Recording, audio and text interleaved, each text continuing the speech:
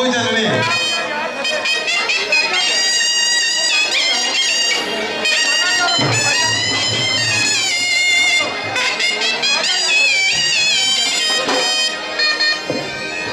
AAS169 मैं शुरू च परफॉर्मेंस के शुरू च अनाउंस किया सी जिन्हों की वो गड्डी है वो प्लीज़ वो परे कर लैन आके AA1169 ये गड्डी मैंने लगता कोई भाइया उठे है तो ये बड़ी देर तो उठे नहीं इंज लगता जिवें अपने जोड़ा च बैठे सन।